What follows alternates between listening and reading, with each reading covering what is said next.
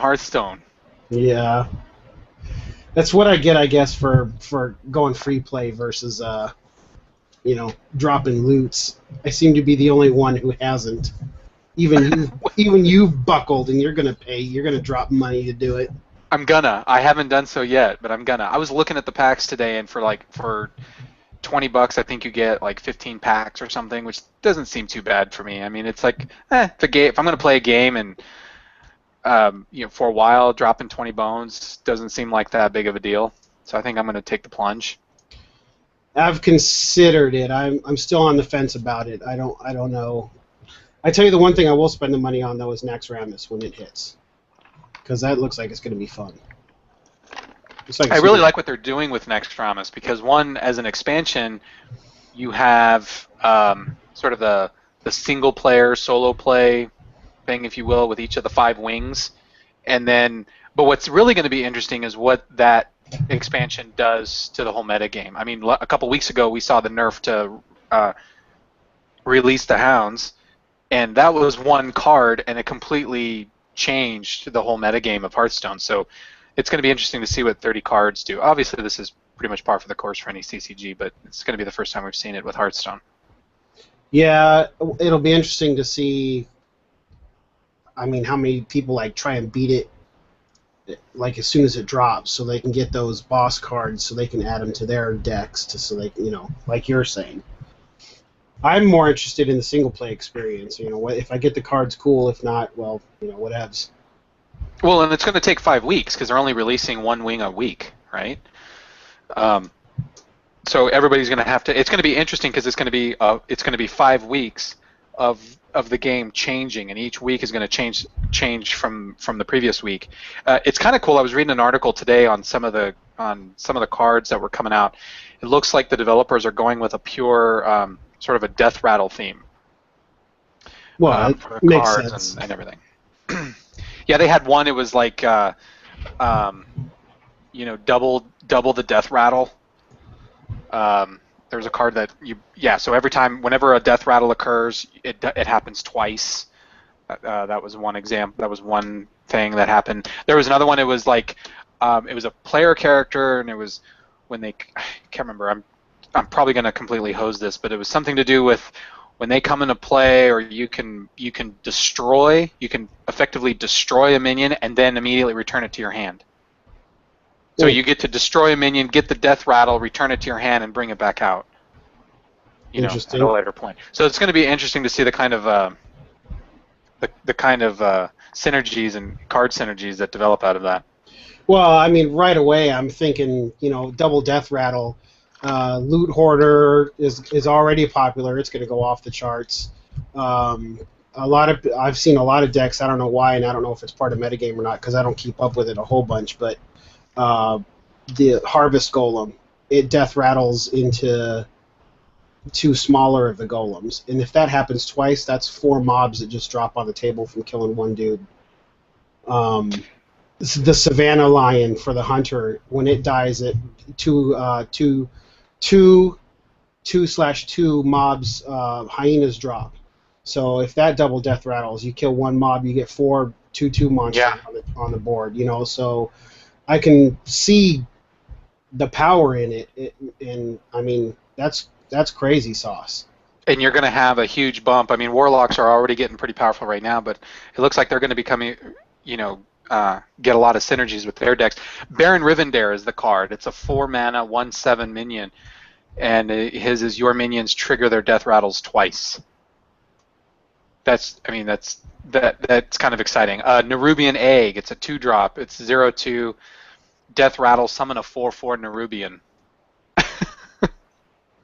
Yeah, the Nerubian's okay. I mean, the Baron Rivendare card is going to be amazing. Yeah. As far as that goes, I mean, hell, there's the Chamois has a card that you can put a death rattle on a mob, so it returns it back to it regens him. Right. So you kill him, the death rattle hits, and it regens him again. So I mean.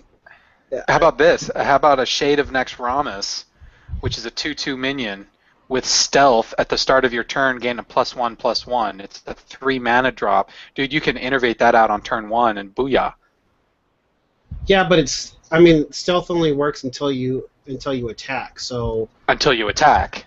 Or I think you can silence those guys though, so they lose the stealth. Yeah. So, there was one card though. Where was it?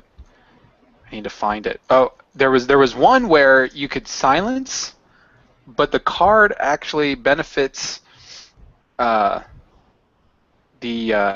opponent.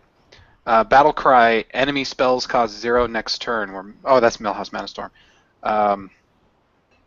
Where was the card? Now I'm blanking on where it was, but there was one that had a really interesting synergy where it gave. Oh, here it was. Dancing Swords. It's a 4/4 minion, 3 mana, Death Rattle. Your opponent draws a card.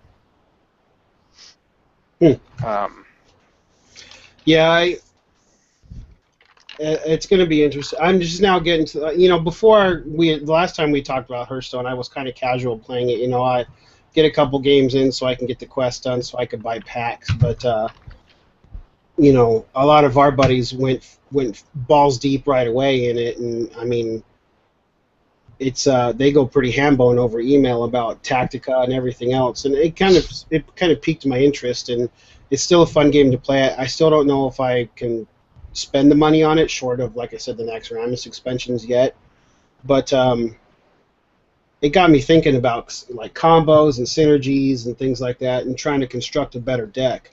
I wish the only thing that this thing is missing is the ability for you to share your collection with somebody. Not just your deck, like one of the decks you made, but your entire collection. So, for example, Aaron or Mike, which are the two guys, and Dan, which are the 3 guys that have gone completely haywire with this, share your entire collection to them, and then have them be like, okay, for what you have, here's kind of the best deck you can build. Short of, Google and all that nonsense. I know there's a whole bunch of they call them free play decks. There's a whole bunch of free play deck sites out there, but I'm too lazy for that. And I like talking to people about decks in general and what they can do, and et cetera, et cetera. But I mean, that's part of the whole mana or metagame, if you will. Talking about it, researching what's going to happen. What are the card synergies? What are the decks that people are rolling with? That sort of thing, which I think makes the game interesting. I like games that have a metagame.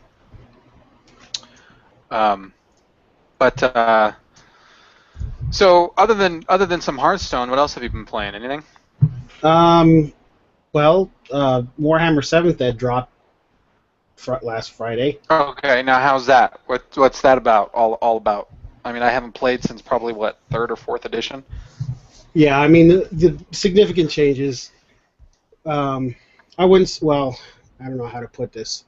There were significant changes, but it's effectively the same game. I mean, 6th Ed and 7th Ed are very similar. They changed how psychic powers. They actually added a psychic phase, so there's actually like dice pools like there is in fantasy now, instead of just rolling against your leadership and then the spell goes off or it doesn't go off. A couple other changes. They've brought back the need for big bad guns. You now need to get a 7 on a die roll in order to blow up a vehicle outright. So you need to roll 6s or 5s if you have weapons that do like +2. So no more just blowing it up with a little piddly weapon. Well, you can still glance it to death because they all still have hull points, but it just changes. Like getting that lucky shot off with that one weapon that you need to roll a 6 to hit, to roll a 6 to wound, and then to roll a 6 to do to blow it up. It kind of takes that away from it now because you're going to see more of the Meltas and the las cannons and things like that. They changed how flyers work. Flyers, I mean, you wouldn't even know about Flyers because that's a 6th edition ad. But Flyers now, well, monstrous flying creatures now only have to take 1 grounding test at the end of the phase, no matter how many hits they take, instead of for every hit they take. That's good and bad because, one, if you're a player that uses flying monstrous creatures, getting flashlighted to death by Igard, getting flashlighted to the point where you inevitably fail a grounding roll kind of sucks because you take the extra wound and then you're on the ground and can get shot to hell by everything else because you're no longer under the cover of Snapfire. On the flip side, if you play against one of those, now it sucks because they make 1 test. And it's on a 3+, they're fine. So it's kind of rough there. They countered that, though, with... In 6th edition, if you were a flying monstrous creature, you could fly at the end of your turn, go to ground, and then charge. Now there has to be... You have to spend a whole turn on the ground before you can charge. So there's no more of that get across the table in turn 1 and be all up in your grill by turn 2. Because you have to spend a turn on the ground. So the soonest a flying monstrous creature now can attack you is turn 3. Which is kind of nice, because it still gives... That's, like I said, the counter to the grounding. So it still gives those people a chance to not take a bloodthirster to the face and then just cry because you have nothing that can stand up against it. So what's the average size army? Is that 1,500, 2,000 points still? Or? 1850, 2,000, 2250. It depends. 2,000 is still your roundabout average. I mean, there's a lot of 1850 tournaments and stuff like that. One thing they have changed, though, is, I mean, even in 3rd Ed, they had the Force Org charts. You had to have X amount of troop choices, X amount of elites, X amount of fast attacks. Now you can play what's called an unbound army, which doesn't have any of those restrictions. So you can make more, they call them thematic armies now. So if you wanted like a Gene Stealer cult, you can make an entire army of Gene Stealers. It's just a points cost now. There's no org chart attached to it. If you wanted to make like a genuine Speed Freaks army, you could have like all knob bikes and buggies and everything like that. If you wanted a Deathwing army, you could do all the bikes for the Dark Angels.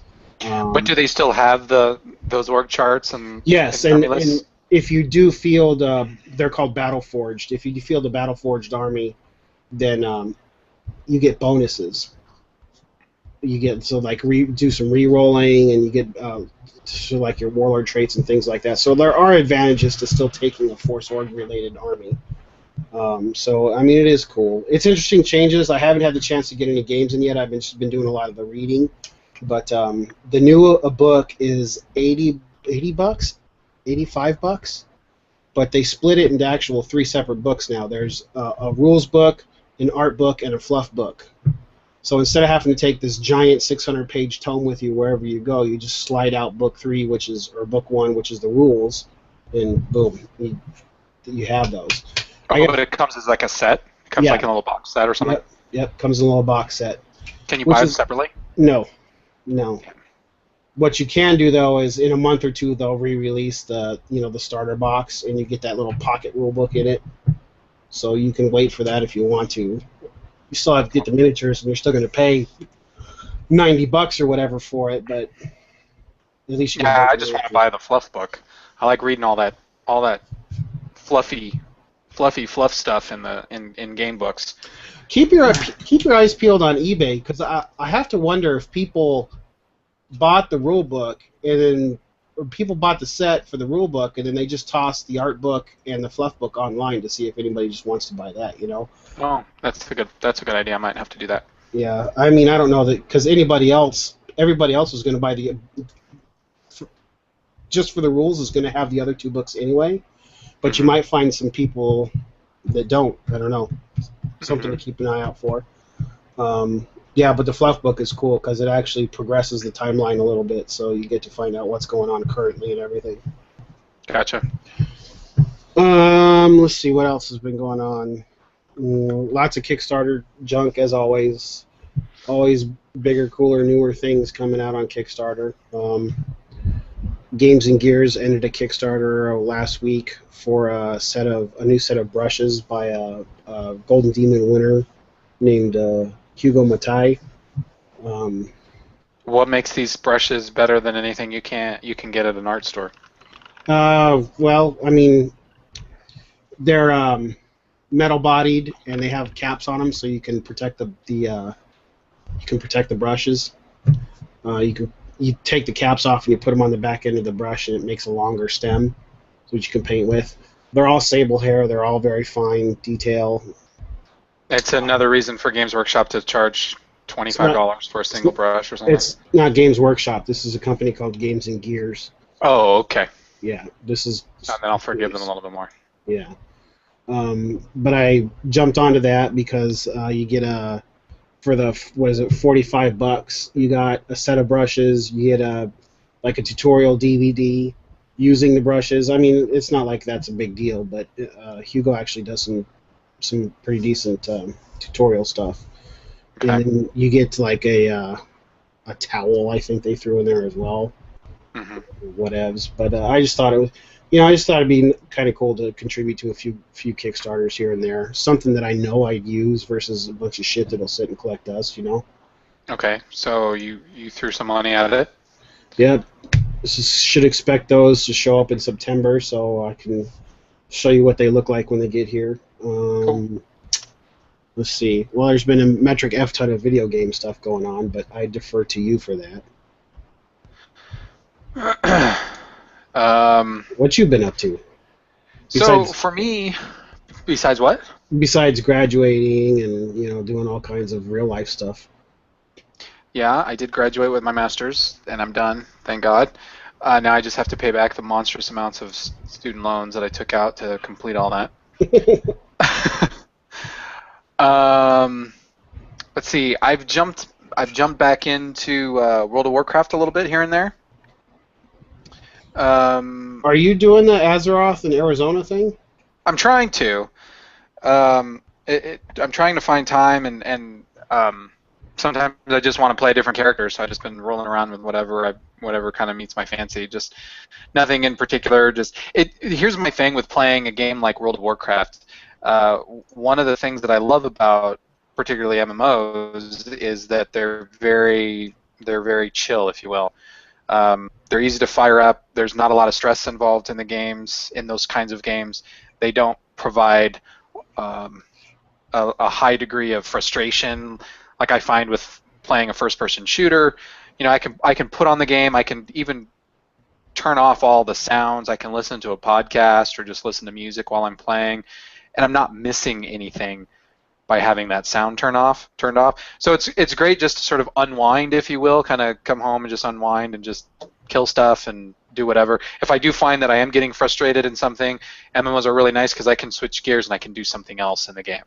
I can either go collect materials or work on a profession or go quest or do an instance, whatever might be frustrating me. One of the things that I don't like about Hearthstone, and I've been playing some of that, I've been trying to get some new cards by playing in the arena. I did okay. I got a couple of packs playing in the arena, and then I got curb stomped. Mainly because I was second guessing myself and drafting the cards and thinking, oh, I'm not going to get another card to go with that, and then of course that other card pops up later in the draw. Stupid stuff like that. But one of the things about Hearthstone is, one, it's very addicting, but two, I run into these walls of frustration where if all of a sudden just things aren't working right, or if I'm trying to test out another deck and I'm just getting curb stomped, I want to set it aside and go to something else. I want to stop playing and kind of take a break from it for a little bit. So a little bit of Hearthstone. I'm getting ready to buy some cards. The only reason why I haven't yet is because I want to dedicate some time to, once I actually buy the cards, to actually play. Which I'll probably do that when I come back from vacation. I did pick up another game called World of Wonders 2, which is a fantasy turn-based tactical game, kind of along the lines of Civ. The Age of Wonders 2? Or maybe it's Age of Wonders 2. Yeah, that must be it. Age of Wonders 2. It's interesting. It has a campaign. I think there are two campaigns to it. and I started one of them and quickly realized that I really could care less about the campaign, and I just skipped through all of the little cutscenes just so I could sort of get an idea of how the game played, and then I just created my own game that you play through. There's no campaign attached to it. You just set the size of map, and you can set the size, the number of enemy factions that you're playing against. It's an interesting game because there's a tactical level as well as the strategic level. So the tactical level feels like you're playing a board game when you get right down to it. So you'll have all of your different units, and everything's hex based. So you move along on a grid. But I like the sort of the miniature game aspect of it as well. And it's not real time. So when you get into even the tactical battles, it's all turn based. So you can sit there and drink a beer if you want, and it's really simple and easy to play. I had one game going, I was probably 30 turns into it, and then I just got curb stomped by the AI. I ran into some dragons who decided they were going to cut my balls off and make me eat them. And so I realized I was going to probably have to start over because all of my armies just completely got demolished. So I've been playing that. I picked up, whatchamacallit, I can't even think of the name of it now. Not any of the Lego games. I want to try the Lego Avengers one, but I haven't picked that one up yet. I've also been playing some Infinite Crisis. I'm probably the only MOBA fan out of everybody I know, which sucks because it would be so much fun to actually play with folks. I just really like the characters, and I really love MOBAs. The cool thing about the MOBAs is even though you can get curb stomped, you're on a team, and so you tend to know you're getting curb stomped, and it doesn't really happen so quickly. So I can play that game for hours. I also like the fact that it's got this huge metagame. I have dropped money in that game and bought several different characters that I run around with and play with. I'm still learning. I'm still pretty bad at it, but I'm slowly learning. I'm learning in when it comes to MOBAs. I think the most critical thing is not how to learn how to be a great player, but how to learn to not do stupid things. If you could just learn learn what the stupid mistakes are and just avoid those, then you don't get yelled at, and you don't feed the other team, and you can actually kind of hang out, and you actually feel like you're doing something worthwhile for the team. So I think I've finally reached that stage where I play a lot of Gotham Heights, which is one type of gameplay within Infinite Crisis, and I've sort of learned how to play on that map and what not to do. And so by not doing those things, I actually get categorized as a quote unquote good player, but even though I'm far from. I did pick up The Wolf Among Us. And The Wolf Among Us, it's one of those adventure games made by the same guys that did The Walking Dead, which was awesome. And I highly recommend anybody to play The Walking Dead. I heard that the first chapter was absolutely amazing, but the ones since have been suck. And I haven't... of The Wolf Among Us or of The Walking Dead 2? The Walking Dead. So I haven't picked up The Walking Dead 2 yet. And I've been trying to avoid spoilers on it, so I haven't really dug too far into that. The Wolf Among Us, I believe either this week or last week, the 4th chapter came out, the 4th episode. And I've been waiting for several episodes to come out because the thing about what I found out about the first one was the first Walking Dead, I started playing when there was about 2 episodes released. And I played through them, and I just tore right through them. And I wanted to keep going, and I had to wait. And so by the time the next episode came out, I sort of forgotten some of the stuff that had happened in the previous 2 episodes because they stagger them out a couple of months apart. So I was really kind of hoping for some more episodes to release of The Wolf Among Us so I can get into that one. I've been hearing really good things about it. I'll probably check out The Walking Dead, but I'll probably wait, at least the second one, I'll probably wait until all of the episodes are released before I pick it up, though. I think that's Yeah, Age of Wonders 3. That's what it is. Not Age of Wonders 2. Age of Wonders 3. I haven't played since Age of Wonders. That was the one I bought. That was a long time ago. So I never played the first or the second one. So I'm sort of going in, with a fresh slate. So I couldn't tell you how it relates to those first two. But what I've seen so far, I rather enjoy.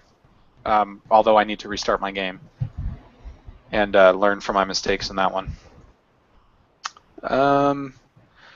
As for me, that's about it. So, do you have any topics or anything you want to talk about? Well, okay. The interesting thing between us, for example, in this podcast, is you are more the video side, more the digital media, we'll say, and I'm more the analog side, board games and miniature games and whatnot. And I know you've delved into that realm. I remember there's a BattleTech and oh yeah, played a lot of BattleTech, Heavy Gear, yeah, 40K. Well, not since third ed. Come on, we're in seventh ed. Well, I had a big Space Marine army there. Played a lot of War Machines way before Hordes ever came out. That's what War Machine, and I know you kind of bowed out of that arena. I was wondering if, what it would take for you to just kind of jump back in. I've always been curious to know, if you would ever jump back into the analog side, or if you're just give me digital or give me death. That's a great question. So I have a few thoughts around all of that, and one of the, you're right. I used to be really heavy into the analog side, and I switched and I moved over to the digital side, and a lot of that occurred when I moved to a small town.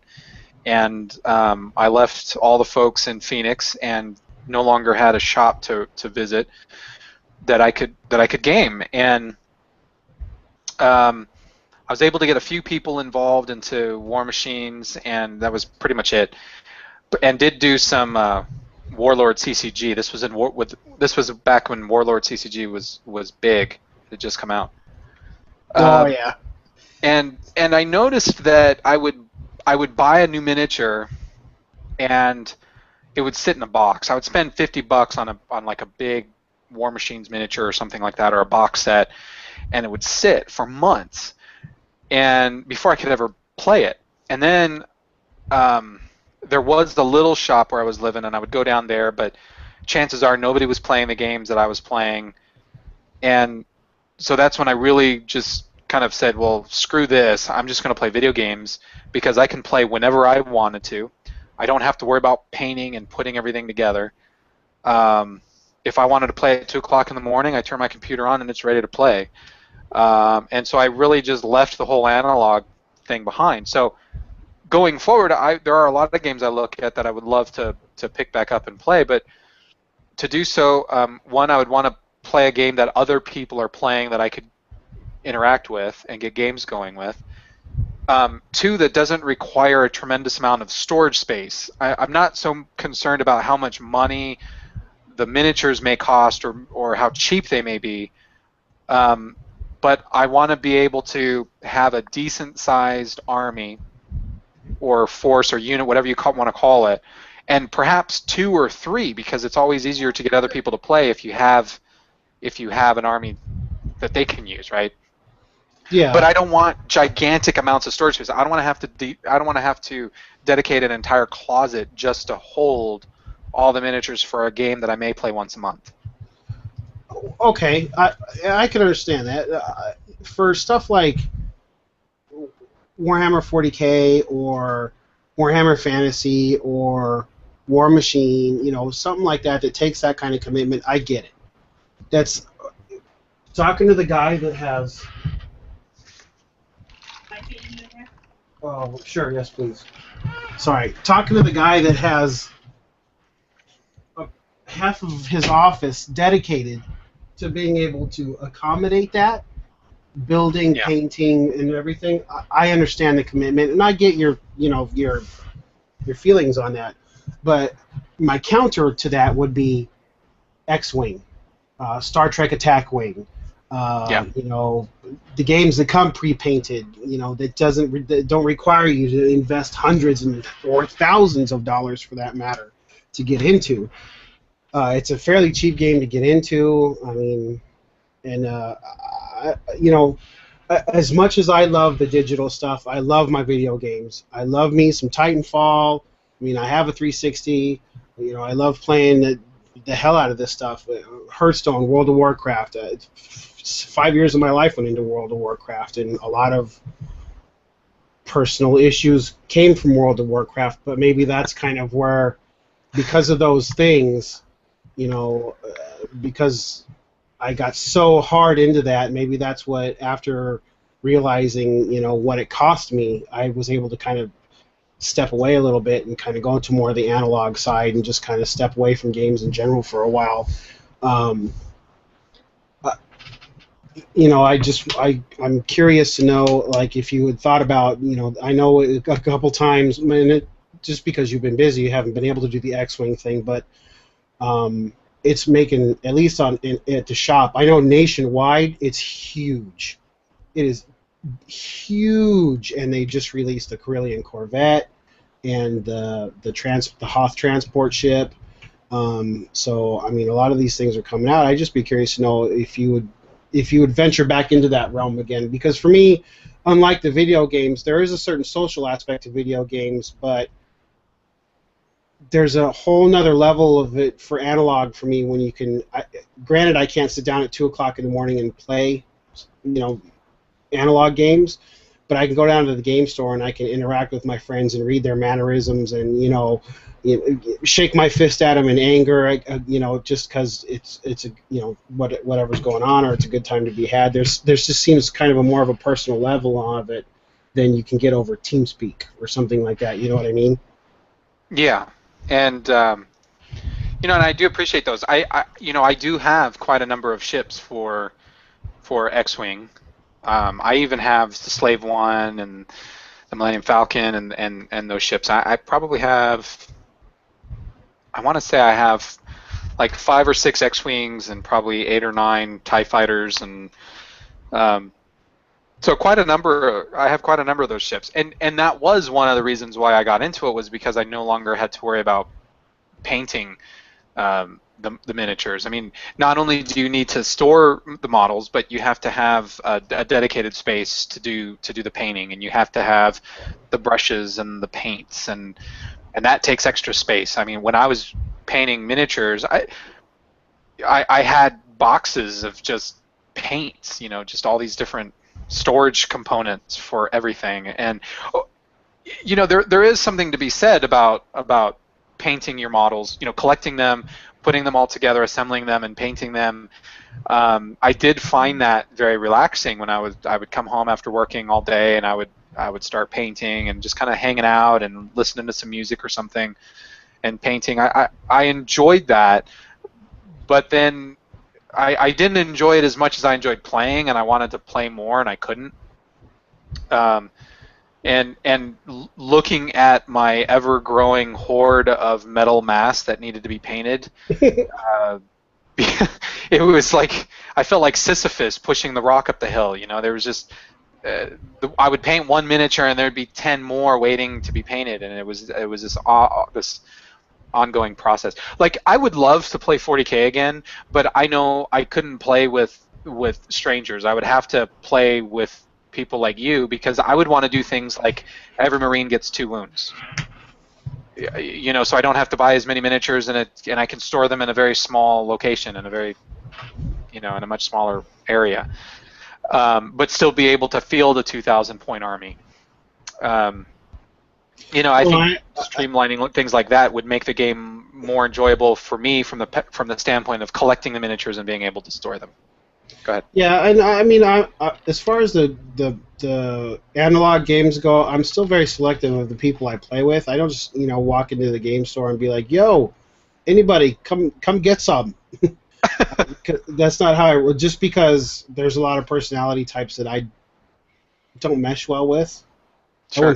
I wouldn't say a lot, but they're the ones that I don't mesh well with are the ones that like they just have to do one little thing, and I'm like, my head wants to explode. So I kind of avoid those, and there's a select few people that I play those games with too. It's just something that I was curious about because, like I said, even though I'm primarily analog, I can still at least keep up with the digital conversations that you have and whatnot. I was curious to know if you'd ever venture forth back into the analog realm again, now that things are kind of settling down for you, as far as your real life goes.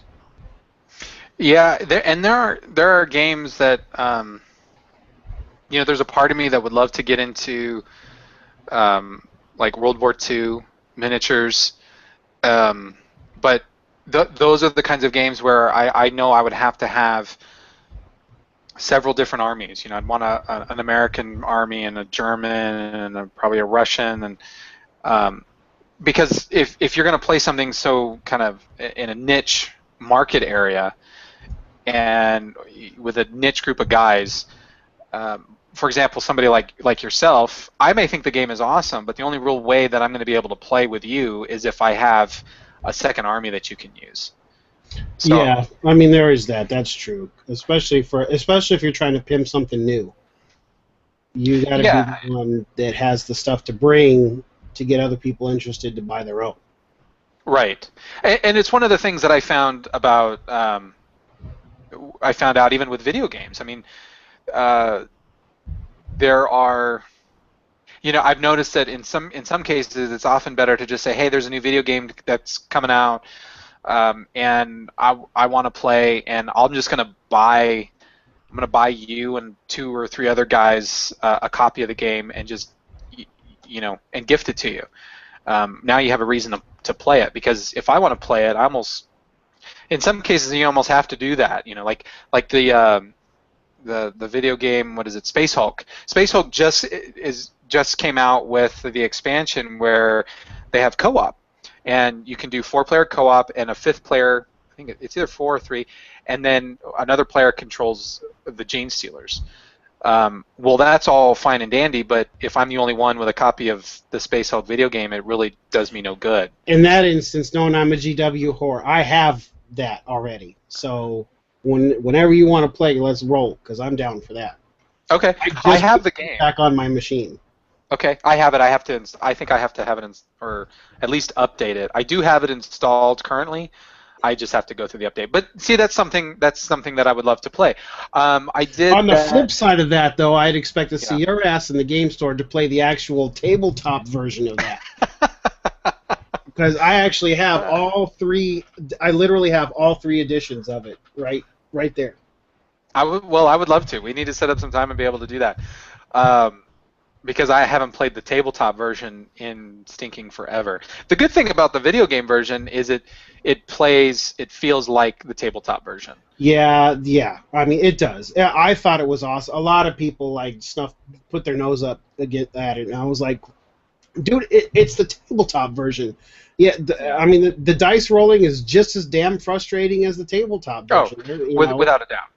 The only thing I wish they had in the video game version was the ability to turn off the movement animations, because it takes so long for the little Marines to actually, especially if they have to turn 90 degrees and then march down the hallway. They move very, very slowly. While it looks cool, after about the first 20 minutes, I was like, okay, can I just turn this animation off and just have my guy move? That's really, but it's a niggling little feature. If we were playing co-op online and we were sitting in Ventrilo or something like that, I mean, of course we'd be BSing, we'd be talking strategy, we'd be, freaking each other out over what's going to lurk behind the corner, and oh my gosh, I got Gene Stealers all around me. That kind of thing adds to the whole ambiance of the gameplay, so it probably wouldn't be that bad. So, okay.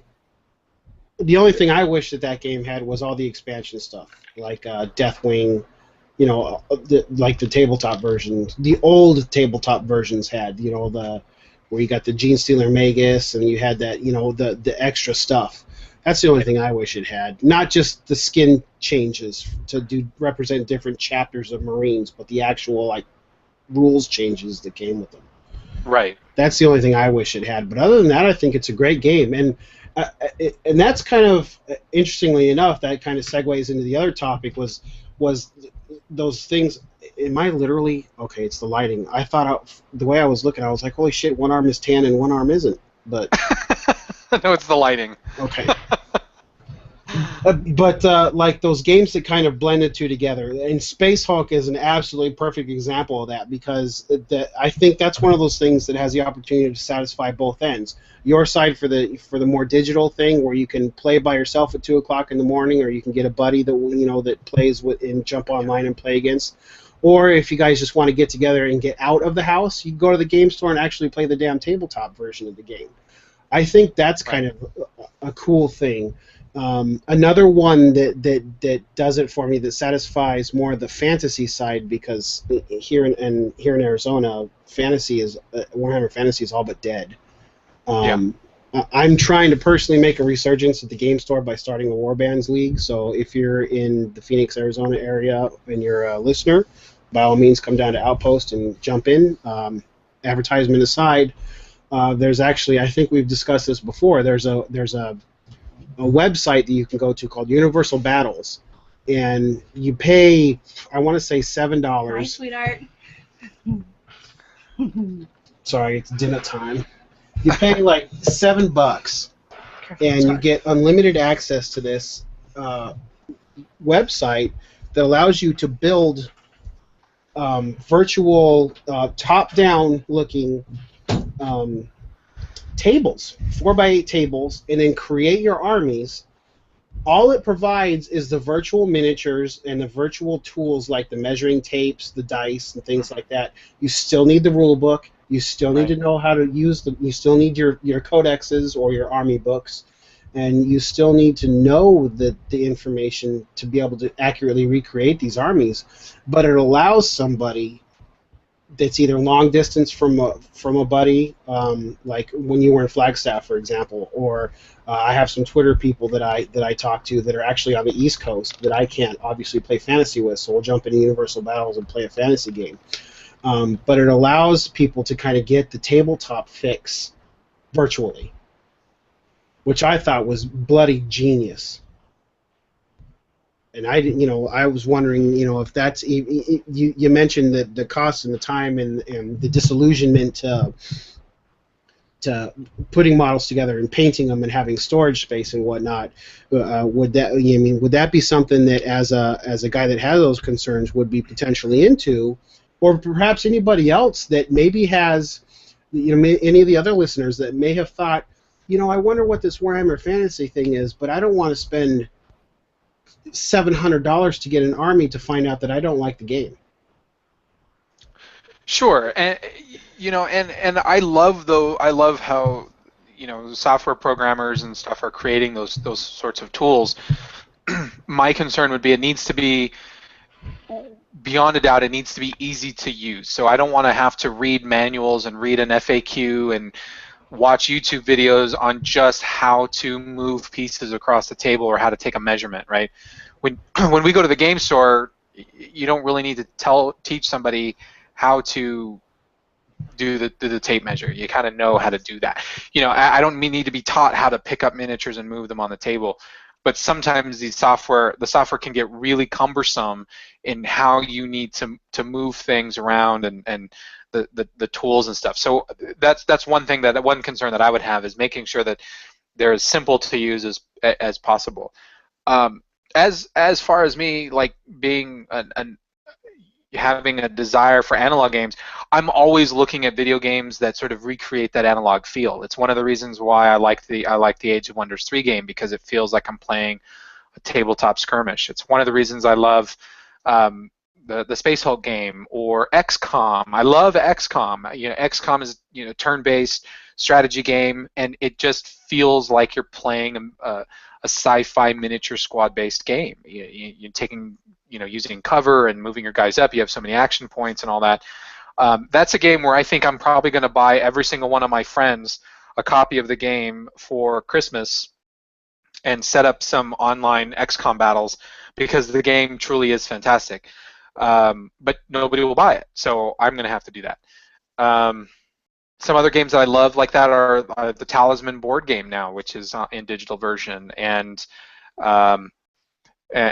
there's the Talisman and also Blood Bowl. I used to love the board game, and got into the digital version of it, and realized because it had been years since I'd played the board game that now that I'm older, I don't have the patience for Blood Bowl anymore because it's aneurysm inducing. And so I can't play that game anymore because it just boils my blood to no end. So I had to stop. And it recreated the experience perfectly, which is why I can't stand Blood Bowl anymore. That aneurysm thing is not an age thing, dude. All you have to do is look at that game. That and Rubble Rally. Those are the two games you look at and you're just like, die in a fire, but you're so damn attracted to it you play it anyway because you're an idiot. Yes, and I bought all the expansions for Blood Bowl. I feel like I've wasted all this money because I started playing it with it, and I thought, this is exactly like the tabletop game, and I hate it because it's so damn frustrating. I mean, just to watch your entire strategy just be destroyed because you lost a couple of die rolls is just it's awful. Anything that, if you can imagine something bad happening in Blood Bowl, it will happen. It's not a matter of if, it's just a matter of when. So what am I looking at here? Is this what you were talking about, the Universal Battle? This is the screenshots of the Universal Battles. Here's an example of one of the battlefields. You can see the armies represented. They're represented fairly well. You can see the guys taking a measurement here. Here's another one which looks like it's if I had to guess, it would be Tomb Kings versus Elves. Here's these are Bretonnians here in this screenshot. You can zoom up close. You can vary the tabletop to have different kinds of themes. Like here's a Tomb Kings theme here, desert theme, snow. You can customize the map any way you want. I mean, literally, it's like playing Warhammer Fantasy Battles online. Is it only Fantasy Battles, or can you? There are other game systems, but Fantasy Battles is the most popular. Okay. The learning curve of it isn't too bad. It does take a little bit of getting used to, but it's not really difficult at all. But like I said, it's not one of those things where you can join the website and play Warhammer for free. Right. It's a tool for you to be able to utilize because you still have to have the book, you still have to have your army books and stuff like that. So there still is a commitment cost involved. What it saves you is if you can't get to a game store or say you wanted to try out a new army without making the fiscal investment, you can. So all of the models are recreated in this already? Hand drawn. Okay. Yeah. I would love to give this a shot. I've always liked the idea of Warhammer Fantasy Battles, and I think we could certainly give it a shot. I'm willing to try this whenever you are. Although I'd have to buy the rule book and an army book, but no, that's totally doable. I think I have a spare army book, or a spare rule book, and I think short of some of the newer ones, I have most of the army books. So, if you found an army that you wanted to try out, I could let you borrow the materials. Okay. Yeah, we could certainly try that out. I like the idea of being able to recreate those analog versions very easily if necessary. Now we just need to find an application that allows us to create, the X-Wing battles again. X-Wing miniatures. Yeah, that'd be cool. We had huge games going on Monday. It was awesome. How many people showed up for that? 7. Oh, that's not bad. That was pretty cool. I haven't bought any of the big ships yet, though. I'm still gun shy when it comes to that. Well, I look at the big ships, that Corvette, that Corellian Corvette that they released. I mean, that sucker's huge. I mean, it's like this big on the on the table, and I guess I would like to see a game with it in action, because part of me has a hard time wrapping my head around how you would actually use that on a table. I mean, a table is only so big, and you plop that sucker down, and I think it would be a great. I'm sort of torn between at what point is it an actual piece that is a viable strategic or tactical element on the battlefield for you to manipulate and move and shoot and fire and all this kind of stuff and put up deflector shields, versus it just being a terrain piece, something that everybody's fighting over, or trying to blow up just for the sake of a scenario. So I want to see it in action before I actually plop the money down for it. Well, the Carillion Corvette, I can't speak for the freighter, because the freighter seems to be more of like, if I had to give somebody a synonym, it would probably be a support class, like a pally or a priest, a lot of buffs and debuffs type stuff. Okay. The Corvette actually has some firepower. It actually can shoot at range 5, which doesn't technically exist. Only range 3, up to range 3 exists. So it can shoot at range 5. It also can do some buff debuff type of stuff. Both of them move like a Mack truck. They're not really fast at all per se. They have little maneuverability. They come with their own maneuver templates, as a matter of fact. So, it's not a matter of. I mean, they will move across the table, but their roles are more support driven than get into combat and get jiggy. That's what the freight, the small ships are for. Sure. So I mean, I've seen some of the stuff that it has to offer. For me, it's the damn $90 price tag that's attached to it that's holding me back. Well, and that's why I question just running right out and buying it right off the bat. I would like to see somebody actually use it on the table so I can determine whether or not $90 is okay to drop on something like that. Because if I buy an X-wing, if I buy just like a little X-wing ship, the chances of me using that model in just about every single game I play is pretty high. The chance of me dropping for that frigate or whatever it is and plopping that on the table every single time I play, well, that drops down quite a bit. So I want to make sure that when I do spring for it, that $90 and I'm getting some sort of entertainment value, that it makes sense to use that in regular games. Maybe not necessarily every single one, but just in regular games. And that's you said it perfectly. That's kind of where I was at with it. Is $90 is a pretty chunky bit of loot to drop down if you're only going to use the thing once or twice a year. You know what I mean? Yeah.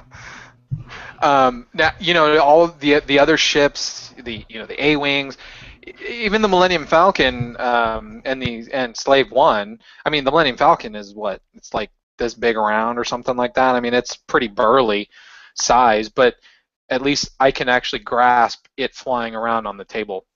So I could justify its cost in my head, sort of going into it. But the big frigate, I can't.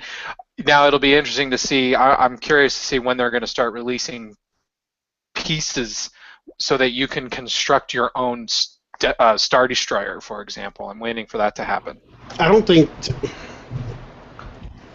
they can do it. Just because the Tentive 4, which is the Carillion Corvette, right? Literally, dude, it's over a foot long. This is a foot long ruler. It's over a foot long. This thing that in the movie, this thing fit in a piece of the cargo bay of a Star Destroyer. Right. You're talking, that'd be like a 16-foot by 12-foot table. Well, that's what I mean. I envision Fantasy Flight Games as creating sort of like, you buy a piece and it's 2 feet long, and that's just a section of a Star Destroyer. And if you splurge and you spend $800, then you too can assemble a gigantic Star Destroyer that can sit on the tabletop and everybody can fly around it. I'm just waiting for them, so like you could buy a piece which are just the engines, and you can put the engines on the table. I mean, it would make for an interesting scenario kind of thing to already have that on there, or you can buy like the bridge attachment that now goes on to the engines, and so with the bridge attachment you get 11,200 gun turrets that that lace the sky whenever they fire, and you just slowly add on to it and build out this gigantic monstrosity that takes up your entire room. That'd be crazy. I almost foresee them doing like mats, mat sets that you can lay on a table, and then just giving you just a ton of like turbo lasers that you can dump onto the mat, and you have to do the scenario over that, like fighting over the top of a deck of a piece of a Star Destroyer. You know what I mean? Instead of just right. like. Yeah, I almost see them doing something like that, but that'd be. I mean, there was that Kickstarter that did that we showed a while back about the. I think that was actually more the Death Star than the Star Destroyer, but. That actually had tiles. The tiles. Yeah, the tiles. It would be really. There's a part of me that really wants them to take those same X-wing miniatures and shrink them down, into something that maybe a half inch to an inch long. You'd get so much extra utility out of a ship that's that size. You open up for a huge array of different scenario possibilities. Asteroids become big and burly and more destructive. You can have many more ships out on the table. They're easy to store. But I would like to see those ships be really, really tiny. Or somebody create ships that are that tiny and then still use those same rules. I doubt they will do that because the game is really popular, and to be quite honest, those ships are really pretty as is, and I think they kind of want to. I think Fantasy Flight wants to keep game sizes, 10 ships per side, if you will, or something along those lines. Well, if you look at the back page of the rulebook, they actually did play with scale before they were right. Yep. And they actually had the really tiny ass X-wings, because I'm sure one of the first things was, what scale do these have to be for us to be able to drop a Death Star on the table? Oh, sure. And those were, the X-wings were the size of your thumbnail. Yeah, I saw that in the back of the rule book, and I got excited, and I thought, that's what I want to have. I would love to have them at that size, but sadly, I don't think we ever will. Yeah, speaking of Fantasy Flight, they're getting ready to drop Warhammer 40K Conquest, the card game. Have you been reading anything about that? Wait, say that again? They're dropping what? Warhammer 40K Conquest. It's a living card game. Okay. Very similar. Yeah, very similar to their popular Lord of the Rings, Star Wars, Game of Thrones, living card game titles. Netrunner, which you dabbled in for a while. Yeah, I still have it. I would like to actually play a game. Yeah. So, yeah, they're getting ready to drop that bomb on us. Are you going to pick it up? Come on. Who are you talking to? Who are you talking to? It looks like it's going to be kind of cool. I have reservations about it just because initially, if you look at some of the news and some of the screenshots and the way the board lays out, the first thing I thought of with this board layout was Star Wars, the card game. Remember that? The collectible card game. You had the planets that you lined up, and then you had to go in between these planets and sectors and everything. They're doing something similar to that, and I'm very scared about it. However, it's 40K, and they have all these cool-ass armies lined up for it and everything, and the art looks good. In addition to that, they just released the expansion for Relic, which I picked up. So that's the Talisman type of yes, game, right? It's Board the game. it's the 40K Talisman, yep. So this is the first expansion, and it adds PvP to the game. So it adds a new level of competitiveness because you can play as a World Eater or a Corn Berserker, a Gene Stealer, or not a Gene Stealer, a Broodlord, which is a big Gene Stealer, or a Demonette of Slaanesh. So it adds that kind of element to the game, which is pretty cool. I'm looking forward to being able to play that as well. Fantasy Flight, man, they're going just ham bone. They're kind of making themselves the staple. I mean, literally, the last few things we've talked about have all been Fantasy Flight. X-Wing, the card game. They're going ham bone with games. They're becoming a staple, like a main namesake for analog gaming, which is cool. I sometimes get concerned that they're getting too big for their britches, though. In what way? Well, a couple of our buddies are really into the Lord of the Rings card game. Okay. And expansions for those, it's a living card game, so it's non-collectible, but they still come out with expansions, right? Just because it's how they make their money. Right. Netrunner has been coming out with expansions out the butt. Lord of the Rings was coming out with expansions forever, and then all of a sudden that well dried up. There hasn't been an expansion come out for like a couple months for it. Whereas Netrunner has come out with draft play decks. They've come out with 2 new expansions. Star Wars just came out with some new expansions. The actual living card game Star Wars. They've done these like 3 big waves of X-Wing releases. I just wonder like if they're kind of suffering the same fate that Spartan Games does, where they put all their eggs into one basket until it's done, and then they go revisit other things instead of constantly working on multiple projects at the same time. You know what I mean? Right. Spartan Games was infamous for that. You know. Well, we're going to put out this Man of War clone called Uncharted Seas. Oh, wait, we're going to put that on pause because we want to put out the space version to go against Battlefleet Gothic.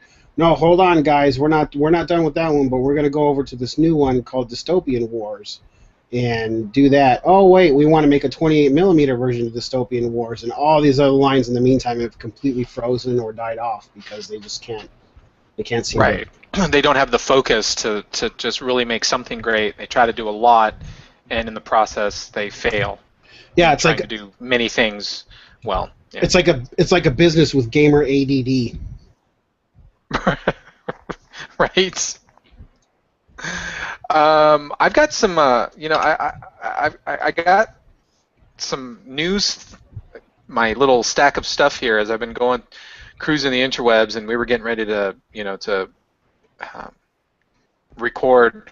I was looking at some stuff that just interesting news bits. We can either talk about them or not, but one thing I thought was interesting is that Blizzard's testing out free World of Warcraft faction changes starting today, as a matter of fact, the 27th. According to Blizzard, a faction interest in queuing for player versus player servers is the most significant contributor to long queue times. So the studio is trying to alleviate those delays with a limited test of a free faction change.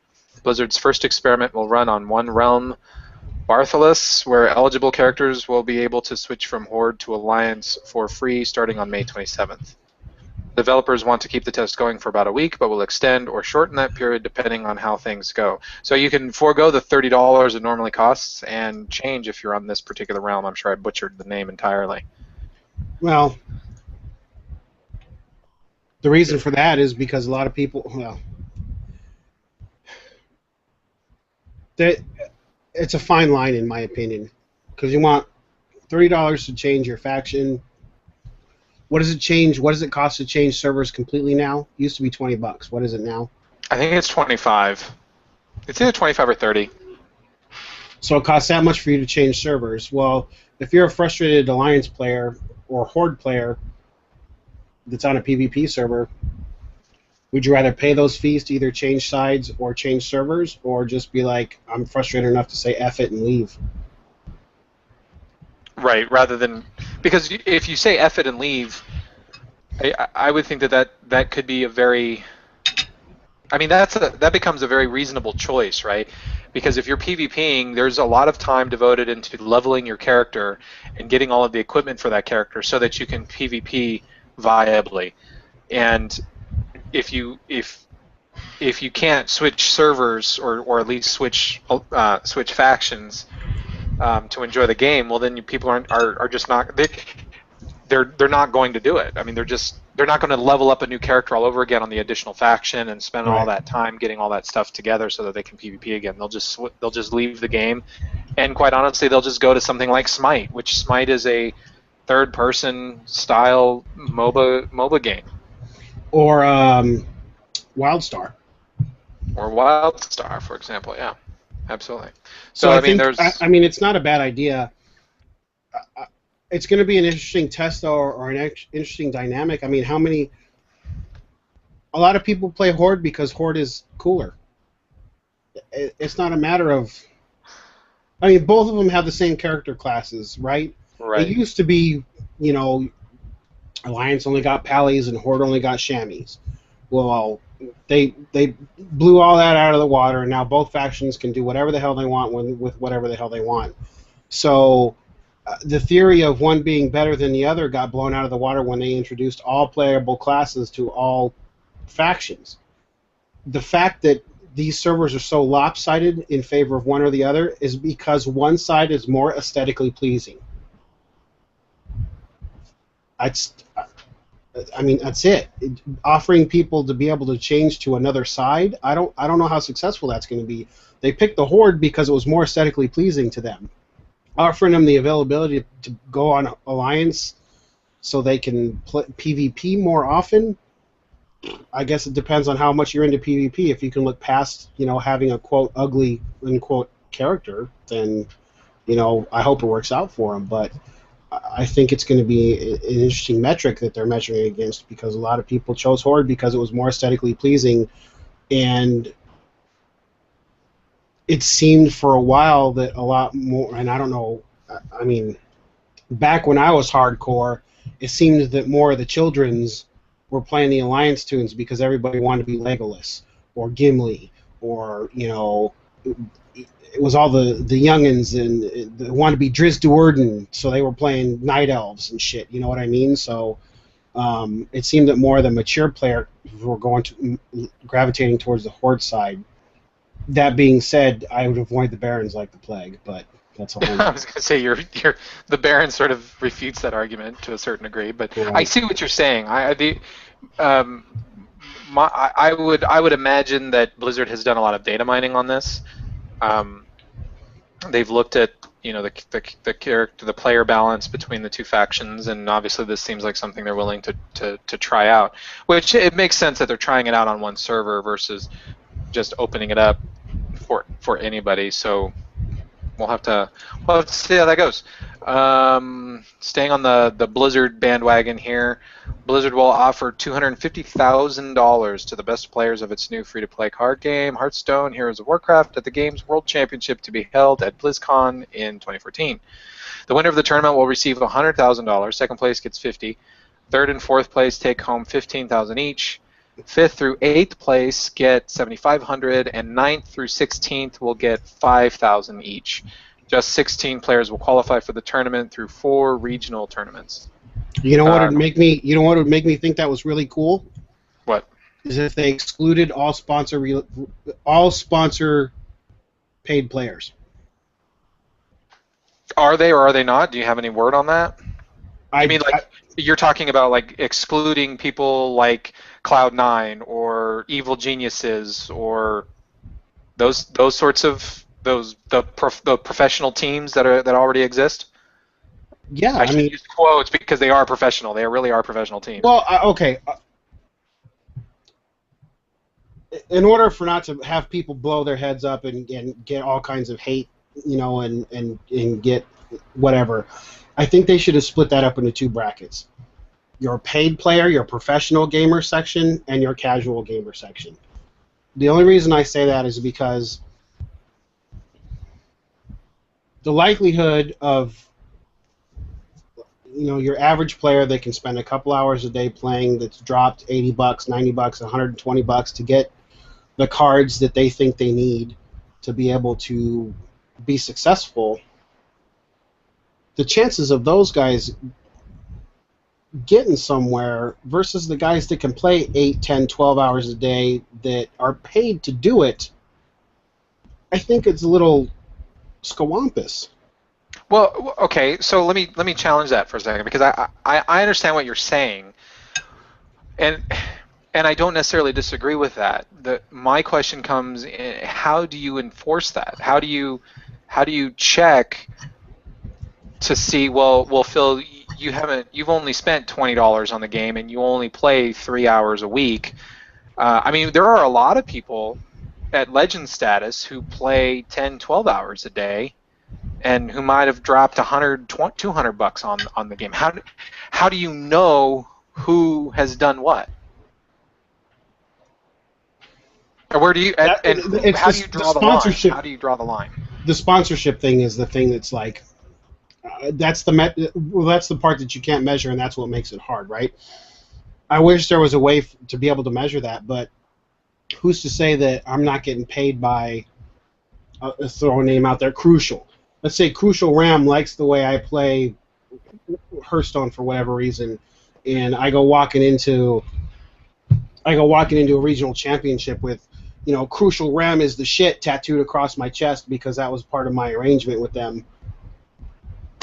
It's sponsored pace. I don't think you should be able. Well, there's no way. Unfortunately, there's no accurate way to go up against that, to measure that. But it's just frustrating that the likelihood of a casual player, and I would say casual. Let me define that. Casual is somebody that's not being played by another company to do this. Your own time, your own money. It's not your job. The casual player being able to walk out with that $200,000 is slim to none.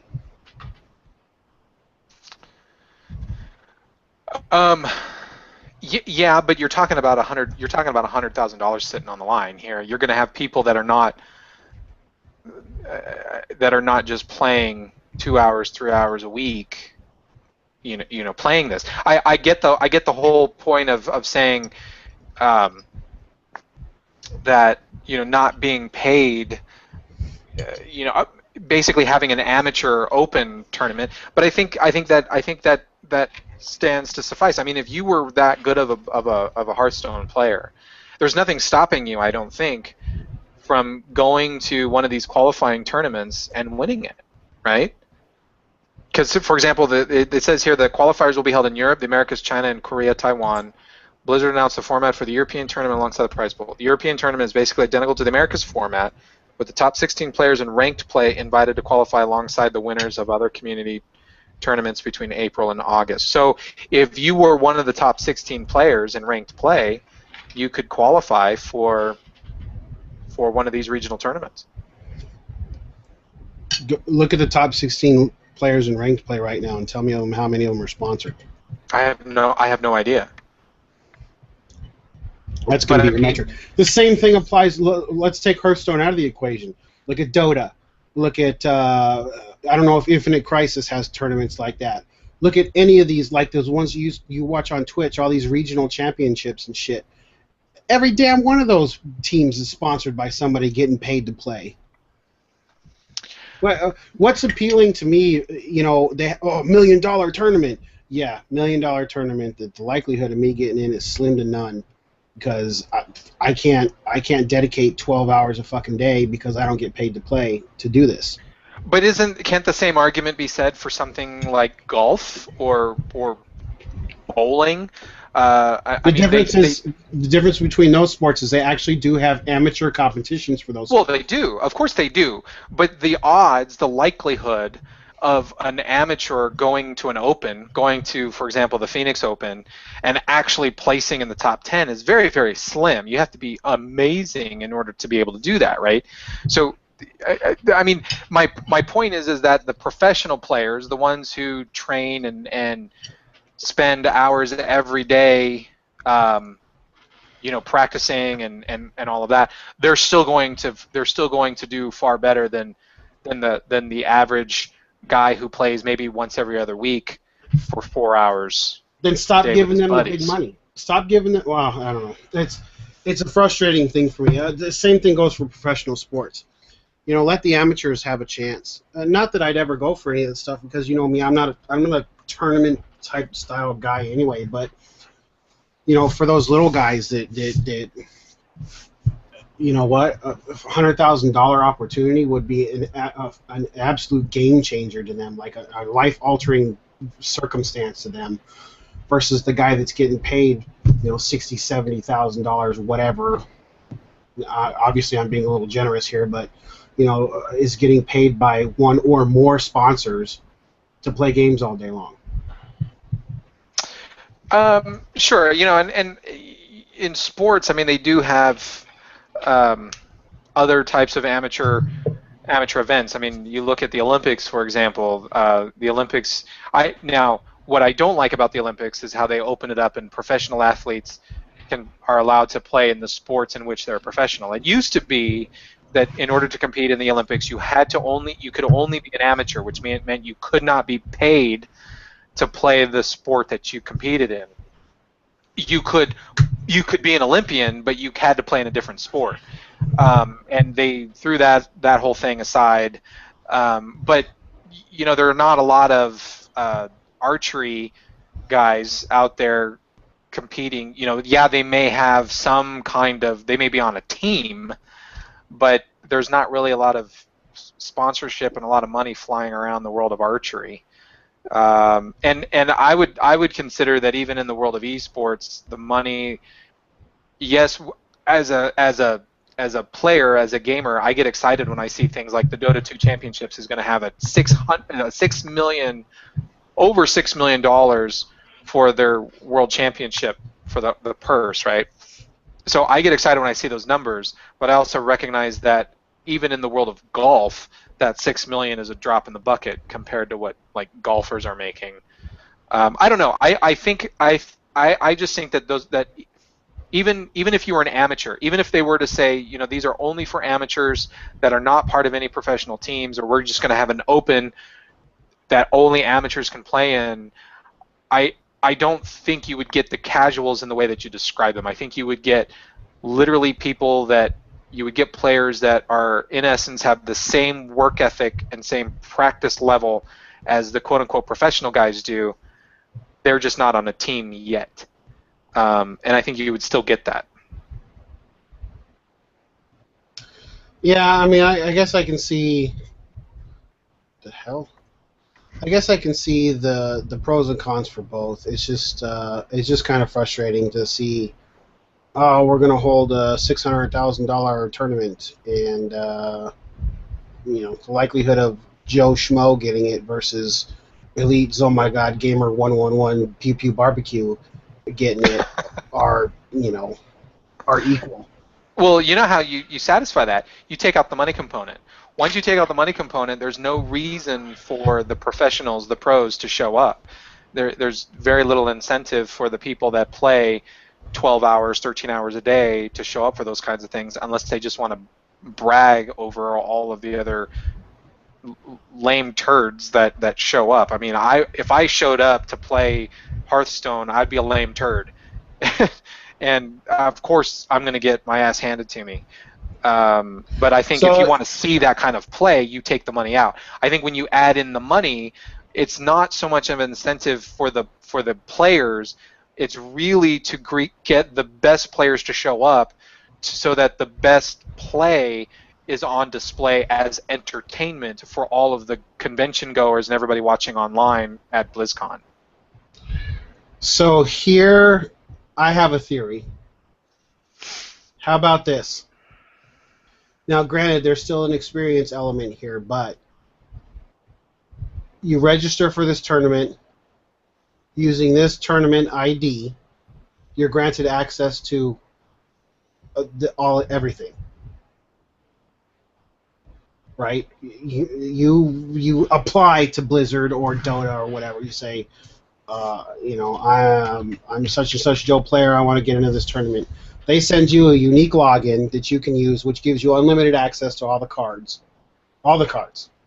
So you can build whatever the hell you want to build, however the hell you want to build it, and play with no monetary barriers in the way as far as, well, I can't build the best net deck, or I can't build the most competitive deck because I don't have the money to potentially unlock this rare or legendary card that this deck needs to be successful.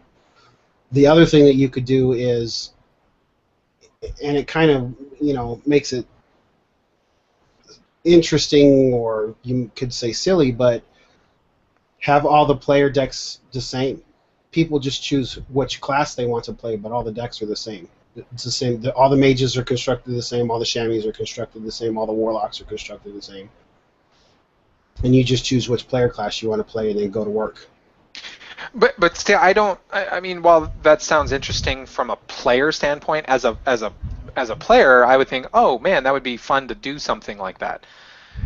But as I have to question, what is Blizzard's motive, right? I think part of their motive is they do this to get the word out about Hearthstone. Somewhere along in their business plan and their projections, they see it and they say, look, if we give out $200,000 or whatever it is as the purse, as the prize money for our Hearthstone tournament, we're going to generate an extra $2 million in revenue just through Hearthstone, okay? So I think that's part of that. But the other part of that is to provide entertainment value, I think, is to provide entertainment value for the attendees of BlizzCon. And if they're providing entertainment for the attendees, then the best entertainment are going to be the best players. You throw somebody like me in there who's a retard at the game, and I mean, people are going to be like looking at me going, what the hell is this fool doing with his game up on the big monitor being broadcast to millions around the globe? I mean, I'm not going to be entertaining, right? Right, but if you did the tournament prequel, like I was saying, you probably wouldn't have made it to the finals anyway. No, but another hardcore quote unquote casual would. I mean, I doubt either you or I or any of our friends would probably make the top 16 of any, or even qualify for that kind of a thing, because even though some of our other buddies are really good at CCGs, they still don't have the time spent and to really master the metagame and look at it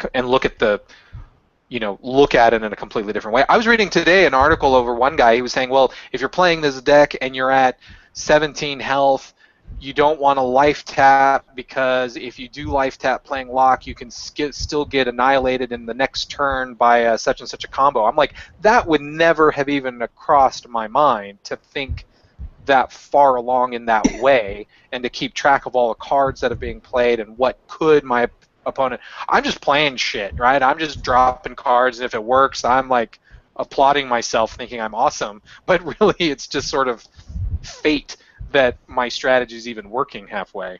So, I don't know. Yeah, like I said, I can see pros and cons either way.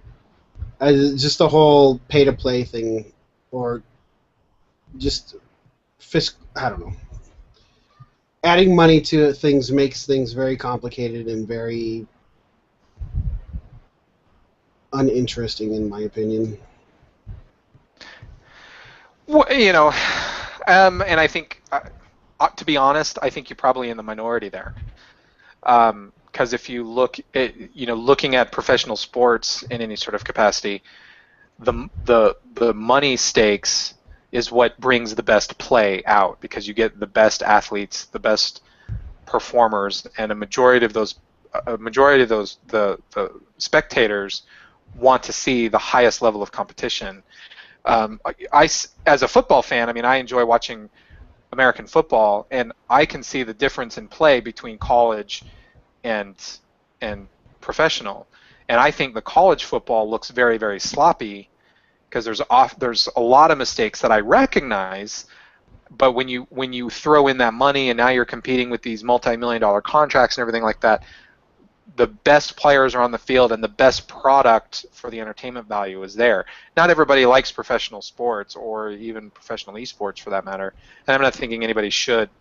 Nobody has to. If it's not your cup of tea, it's not your cup of tea.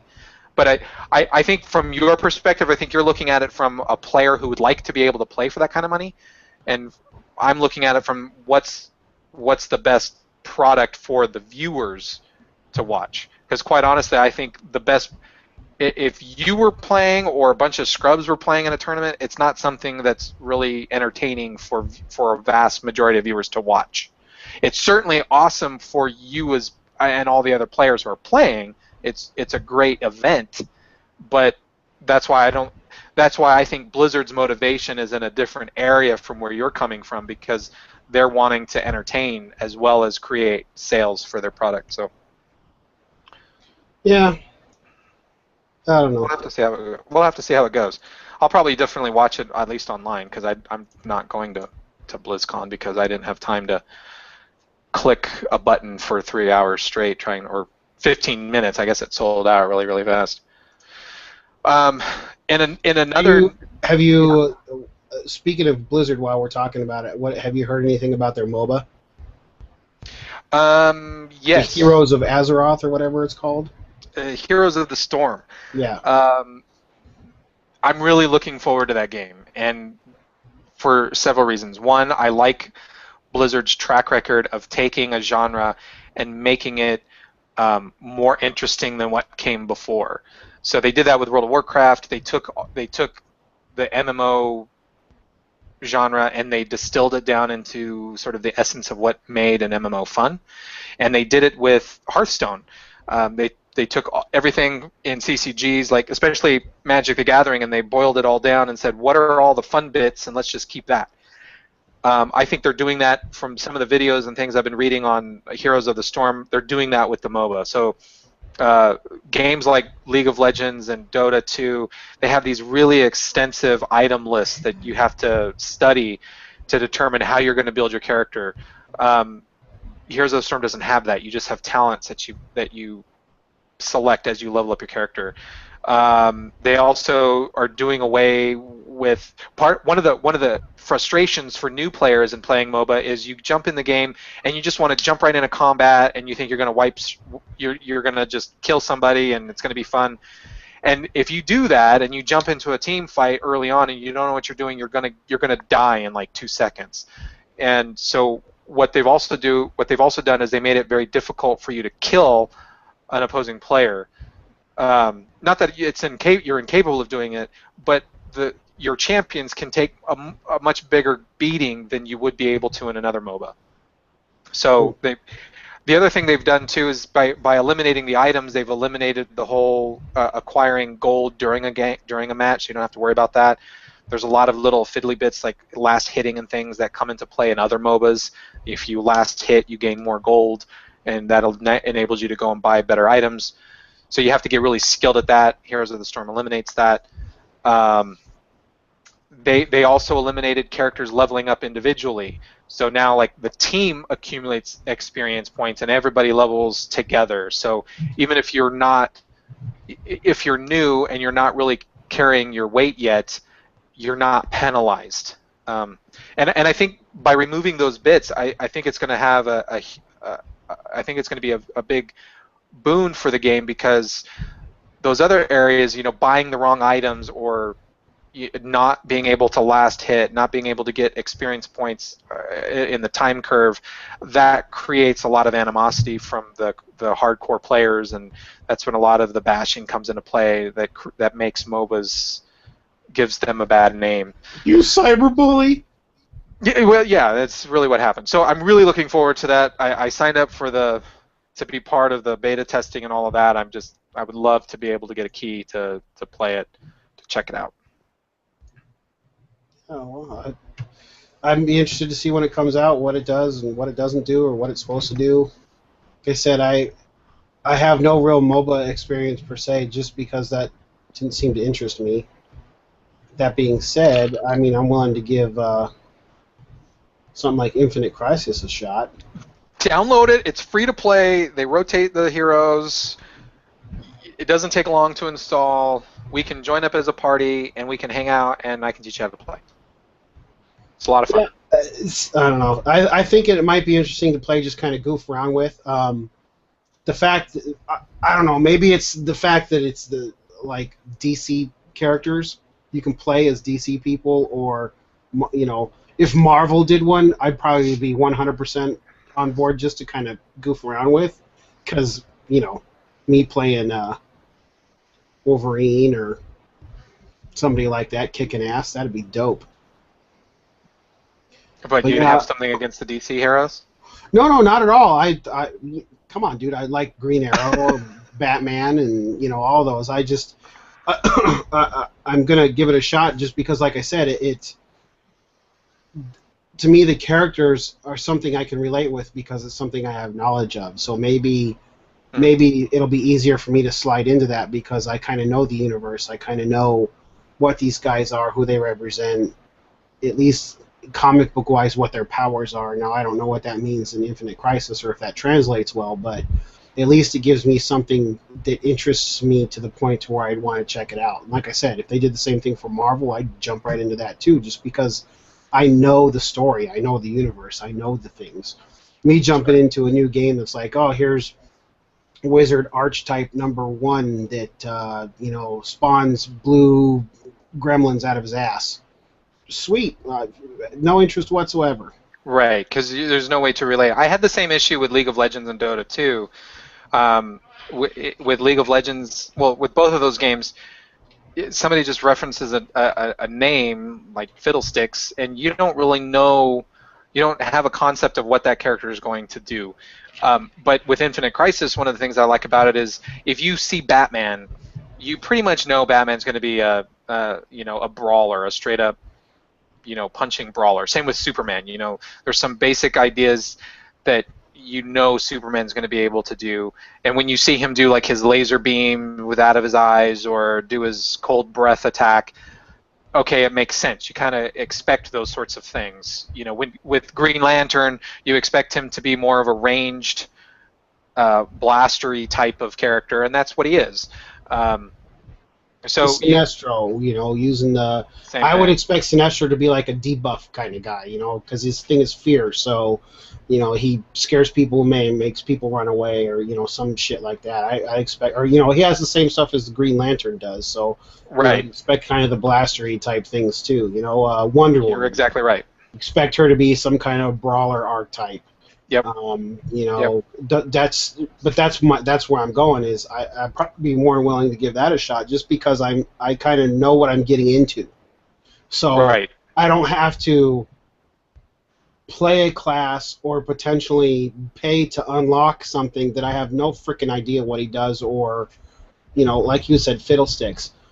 To me, he runs a golf range because that's Fiddlesticks here is a driving range. Right. Or he plays with his dingle. And the interesting thing about Infinite Crisis is that it in the DC universe there are all these different worlds. There's different Earths and the multiverse there, and so they do pull characters from different multiverses. Some you've heard of, some you probably haven't heard of. But they're like, for example, there's the regular Superman that you would pretty much get Batman's a better example. So your typical main world Batman looks and acts pretty much exactly like you would think he would act. He's a kind of a brawler. He can throw a batarang, so he has a little bit of ranged ability, but primarily a brawler kind of guy. But then there's Vampire Batman, and from the Nightmare multiverse thing, and he's basically a vampire bat, and so he becomes he's like an assassin. He stealths. He can he does a lot of burst damage, really high burst damage. But those sorts of characters are easy to pick up. There's a mecha Superman. I guess there's a mecha world I had no idea that existed, and there are mecha characters. So there's a mecha Wonder Woman. There's a mecha Superman. The mecha Superman looks like he's one of the Warjacks from Cawdor. I mean, big shields on his arms and drills and shit like that, and so, but when you see something like that, he's going to have a really high hit point. He's going to be a big brawler. He's going to do terrible things to you if you get close, so don't get close. But yet then when you see Green Arrow, Green Arrow's going to shoot you with arrows from a distance, and that's what he does. So I think it's really easy to get into simply because of the characters. There is a meta game, but for somebody who hasn't played, it's probably better to play with somebody, and we can team up, and then we can get into games, and I can sort of talk you through on what to do and what not to do. Okay. I mean, like I said, I'd be willing to give it a shot. This would be my first foray into MOBAs. I've been preaching here that I can't stand MOBAs, but I think it's, I don't know, like I said, I think it's just because there hasn't been something in a MOBA that I can relate to. I mean, if I want a fantasy fix, I'll play World of Warcraft or, Age of Wonders or any of the Warhammer, what the hell is it called? Anyway, there's just a ton of that genre is done to death.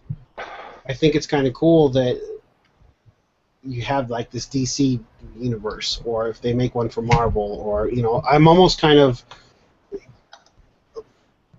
the Blizzard one. I mean, it's as interesting as it sounds. When I first heard about it, I was like, oh great, it's a MOBA version of World of Warcraft. I care not. But if they're kind of redesigning what a MOBA is and how it plays, then I may look into it. Yeah, I think it's going to be really. I think that one's going to be really good. Everything I've been hearing about it is really good. I think it's going to be more approachable than some of the others. Dota is a pretty hardcore MOBA and very difficult to get into. League of Legends is a little bit easier. Infinite Crisis is a lot easier to get into. There are items that you have to buy, but when you're buying them, they give you suggestions for your character that you're actually playing, and it'll recommend ones for you. It recommends how to level, and there's not a lot of items to purchase, but I think Heroes of the Storm will be even easier than that. One of the nice things I like about MOBAs, games like MOBAs and games like Hearthstone and stuff like that are oftentimes I only have maybe 30 minutes or an hour to play a game, and I want to play something quick, and I can jump on, I can play a game of Hearthstone, or I can jump on Infinite Crisis and I can play a game. I usually play a map called Gotham Heights, and a Gotham Heights match will last about 20 minutes on average. So, if I got 30 minutes or something like that, it's easy to fire it up and do a match and get off and go do something else. I think in today's hyperactive lifestyles, games like that kind of appeal to me. Yeah, it's well, in the analog world, that would equate to a beer and pretzels game. Yes. A game that you just drop on the table, you play. X-Wing kind of fits into that bracket. You get a small point X-Wing game going. It could take 20 minutes to play, and you're done. Right. Now that obviously that changes depending on how many points you want to play, but it's just kind of. It'd be kind of a cool little beer and pretzels thing. That's why I love Hearthstone. And I tell you, the most genius thing Blizzard did was put that stupid damn game out on the iPad. Oh, and it's coming for Kindle, and it's coming for Android. I can't wait because I have a Kindle Fire HD. Yeah, I'm done. You telling me I can play this on the crapper? Sold. Right? Yes. Yeah, that and even with analog games, I mean, being able to play a quick game in 20 minutes, one of the things I like about that is if I go over to your casa and we're going to play some X-Wing, and maybe we're going to play for, the whole afternoon, but we could play several different scenarios, and we can try different versions of games, and we can, bring on new ships or, new heroes on those ships and stuff like that. We can do a variety of different games, and because they're so quick, and it rather than one of the things I didn't like when I played BattleTech is you would get everything set up, and the game would take 4 or 5 hours to play through, and you might be done. Yeah, and that's kind of at the same token, that's kind of what you get with the Warhammer stuff too, to a certain degree. Is 2,000 points, that's 4 hours. Right. I mean, literally, I want to play a game of 40K. All right, see you in about 5 hours. Right. And I would rather be able to play smaller games and try different things. And hey, let's do a siege battle, or hey, let's just do a last man standing, or let's do a King of the Hill, or just kind of play with different scenarios and mix things up a little bit. I think that is more enjoyable, even if you are dedicating an entire afternoon or day to playing the game. But I'm looking for the same kind of play style in my video games as well. Yeah. Gotta tell you, man, the one thing I am damn excited for is the new Batman. Saw some gameplay footage of that with the Batmobile. Oh, shit. You're talking the new Arkham... Yeah, dude. The last Arkham game? Yep. Yeah, buddy.